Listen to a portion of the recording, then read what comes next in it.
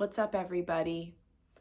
So, I wanted to take a moment to talk about anhedonia in recovery.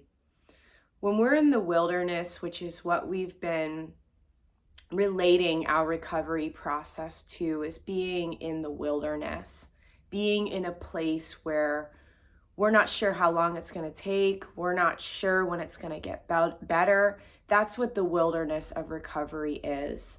And I've been hearing from a lot of you, and this is something that I also went through a lot in my recovery. And so I just wanted to take a moment to discuss it with you guys and to encourage you and uplift you.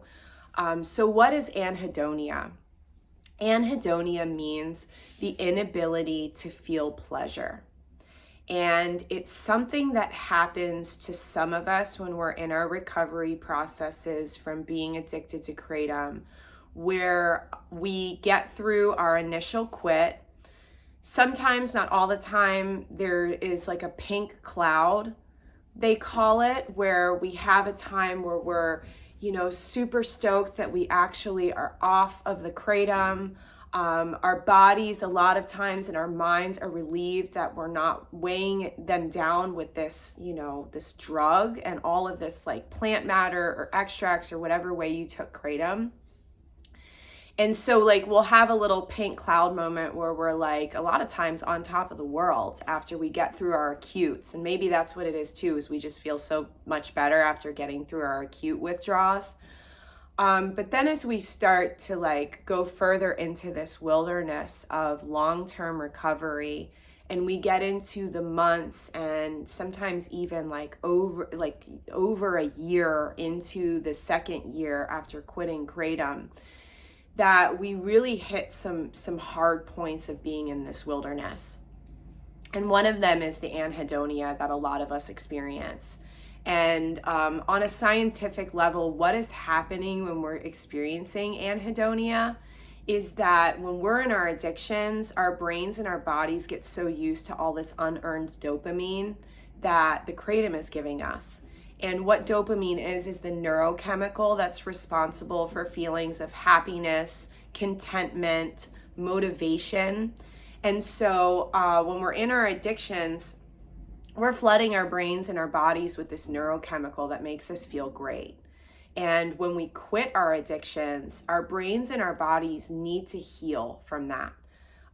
It can sometimes take a month for some of us. It can sometimes take 6 months or, months to heal. For me, it was a longer term recovery process where I was basically feeling certain levels of anhedonia for about a year and a half.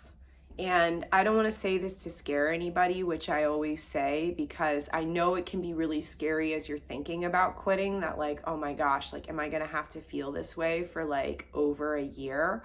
And so this was my personal experience, but everybody's different.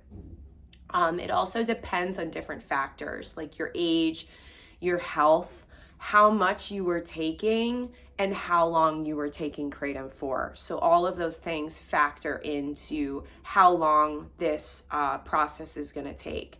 And just so you know, the technical term for this recovery process and for the wilderness that we're talking about is referred to as post-acute withdrawal syndrome. So it's when our bodies and our brains are still feeling these negative symptoms and the things that we're feeling after we quit kratom. So what does anhedonia actually look like? For me, it was this very gray, very heavy feeling like over everything in my life and over my perspective as a whole. I wasn't able to feel simple joy from basically anything. I got this very like restless, not physically restless, but restless mentally feeling. And it felt like anything that I would try to even focus on for a moment would give me this feeling of like bored, like I was bored with it and I was annoyed with it. And that also took shape with like my interactions with people too, like in my marriage with my husband. I wanted to spend time with my husband, but I found that same feeling of like, I'm bored and I'm annoyed interacting right now. And so it can be really hard, not only on us, but it can be hard on others. And I was sure to communicate with my husband where I was at because, it's this because there isn't a linear time frame to it and you don't know how long it's going to last.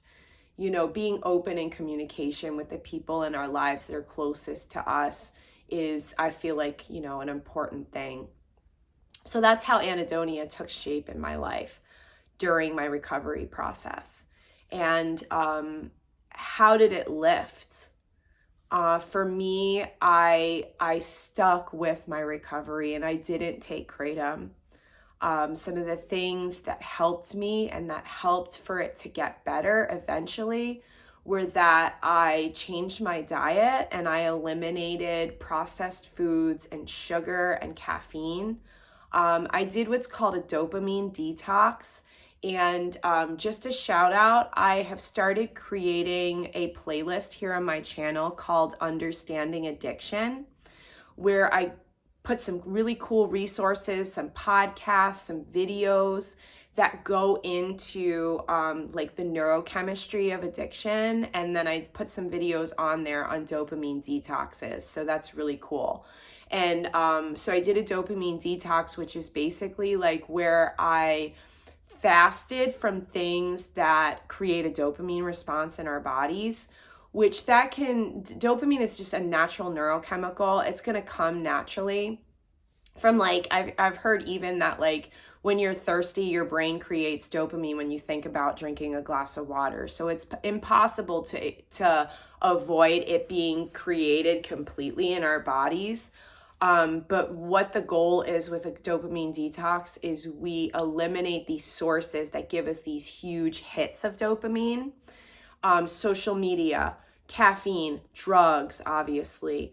I didn't listen to music for a minute. I make music, so I continue making music. But I fasted from music for a little bit. What else? I think I'm forgetting some other things. Check out the videos on dopamine detox and they'll go in more of the specifics. But what the point about this is that when we eliminate all these sources of dopamine, then it rewires our brains a lot quicker actually than, just trying to wait to go through the recovery process. And sure, it's not fun. It's uncomfortable. You're basically bummed anyways when you're in, this time of recovery. And so like eliminating like the little things that give us those little amounts of joy, it sucks. I'm going to be straight up with you. But what it does is that when we eliminate them, and it's a fast, it's not forever. You do it for like 21 to days to a month. And what it does is it rewires your brain so that you're able to feel joy again from little things. Because if you're eliminating these big sources of dopamine, then eventually your brain is going to rewire and you're going to start feeling like little, like, oh my gosh, like, I like joy or excitement about something. How it ended up looking for me when it actually lifted was I started noticing little things. Like I take walks every day, and especially during my recovery, and I would walk along the lake here where I live, and it would be at like sunset. And I would see the sunset, and there would be just this, yeah, it's not like overwhelming, like fake joy from kratom, but like this sense of joy and like this sense of like thankfulness and like recognizing like, and it would make me think about different things in my life that I was like thankful for. The time where I noticed it so much, and I've shared this before, is that I went for a swim in the lake. And this experience was when I considered the whole like post-acute withdrawal recovery process. This is where I in my mind recognize and know that it actually lifted and I went into the next phase of my recovery. But I went swimming. It was like probably the end of July, and it takes a while for the lake water here to warm up. And my husband and I went swimming, and I had this euphoric experience, you guys. It was so beautiful. I still remember it to this day. But I was so, like, I can't even describe to you the joy that I felt. And it was incredible. And I remember saying to my husband, like, I'm just so happy and I'm so thankful. And what was kind of sad about it was, like, I didn't feel worthy of it. Like, it was so foreign to me to feel that level of joy from something that wasn't, like a drug like kratom, that I almost felt unworthy of it because it was so foreign. And I talked to him for a while, and I was just like, I don't deserve this. I don't deserve this life that we have, living on this beautiful lake in a city that I love, with a husband like you. And we were about to order some food, and I was like, and I'm just so happy for this food, because I had lost so much weight and I had gained some of it back over that year. But like, I was just having this outpouring of like dopamine and serotonin in my brain that was brought on by this swim. And it just, that's the moment where I was like, okay, we're going into the next phase of recovery, which was the rebuilding and the reclamation of what I had lost to my addiction, which was this past year that I just got out of. So, and then it's gone on to just like this completely amazing life that I'm so thankful for, where like I feel joy on a certain level like every day, and there's no like substances that dictate it.